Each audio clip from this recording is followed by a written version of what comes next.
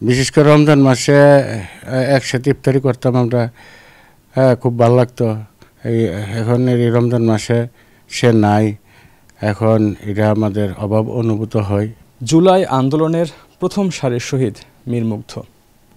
আমরা এখন আছি মীর মুগ্ধের বাসায় এবং আমার সঙ্গে আছেন মীর মুগ্ধের বাবা।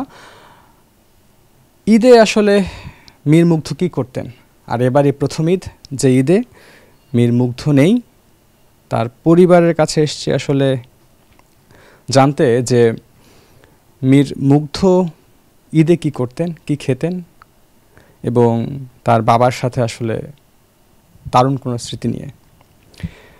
আসসালামু আলাইকুম। ওয়ালাইকুম আসসালাম।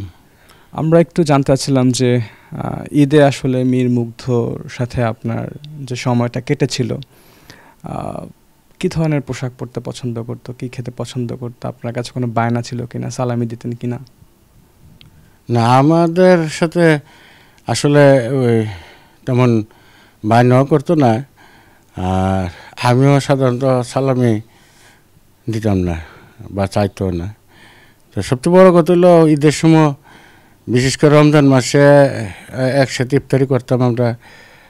খুব ভালো লাগতো। এখন এই রমজান মাসে সে নাই, এখন এটা আমাদের অভাব অনুভূত হয়, তাকে ফিল করি। এবং তার যে একটা চাঁদ মুখ মায়াবী চেহারা স্মৃতির মধ্যে ভেসে ওঠে। তার কথা, তার চেহারা চোখের সামনে ভাসে উঠলে আর তেমন কিছু ভালো লাগে না। এরপরও কী করা, মেনে নিতে হয়। যাই হোক, বিশেষ করে ঈদের দিন একসাথে নামাজে যাইতাম। সকালে নামাজে যাওয়ার সময় ভালো পোশাক টোশাক পরতো, ওইরা আমরা একসাথে নামাজ পড়তাম, একসাথে নামাজ পড়ে আবার আসতাম। আসার পরে যে বাপে ছেলের একটা কোলাকুলি, ওই জিনিসটা এবার তো আর হবে না। আর ও বিশেষ করে রমজান মাসে ঘরে বেশি করতে ইফতারি, আর বাইরেও বন্ধু বান্ধবের সাথে তো একটু বন্ধু সুলভ ছিল, যাইতো, প্রায় যাইতো। তো এইভাবে বিগত রমজান মাস ইফতার করছি। এবার তো আর ও নাই, ওকে ছাড়া ইফতারিও করতেছে, রোজা রাখতেছে, সামনে ঈদ, এগুলি স্মৃতিচারণ হয় আর কি। আর খাবারের মধ্যে তো আসলে ইফতারির মধ্যে ওই আলু চপ, তারপরে মাঝে মাঝে ফল ফ্রুট এগুলি, আর ওই এমনি বেড়াইতে গেলে বা কোনো জায়গায় গেলে কি এটা পনির না কি জানে, পুডিংটাই বেশি পছন্দ করতো। ডিমটা বেশি পছন্দ করতো। ডিমটা একটা জায়গায় 2টা 3টা খাই দিল না, মানে খাইতে চাইতো আর কি। প্রায় একটা জায়গায় 2টা খাইতো। আমরা তো খুশি। এবার ঈদে আসলে নামাজ পড়ার পরে তো আপনাদের পরিকল্পনা মুগ্ধর কবরে করা। জি জি, এমনি ইয়া তো এমনি আমরা যাই।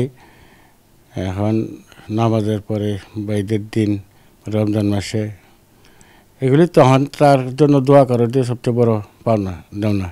যে প্রায়ই বিশেষ করে ঈদে পাঞ্জাবি টাঞ্জাবি এটা সেটা দিচ্ছে আমাকে।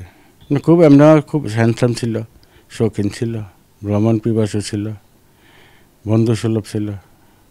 জন্মের পর থেকে মৃত্যুর আগ পর্যন্ত আমার মনে হয় না কোনো খাওয়া দাওয়া চলাফেরা বা লেখাপড়া কোনো কিছুতে কোনো দিন তার প্রতি আমি অসন্তুষ্ট হয়েছি আমার মনে পড়ে না। তো যার কারণে এখন তাকে খুব মনে পড়ে আর কি। এবার তো আর সে নাই, অভাব তার পূরণ হওয়ার কথা সম্ভব না, কোনো কিছুতেই তার অভাব পূরণ হবে না। আমি তো ছিলাম ব্রাহ্মণবাড়িতে, সবসময় আমি আসতাম। ও শুধু মনে পড়ে না যে একসাথে ঈদ করছি, প্রতিটা ঈদই আমরা একসাথে করছি।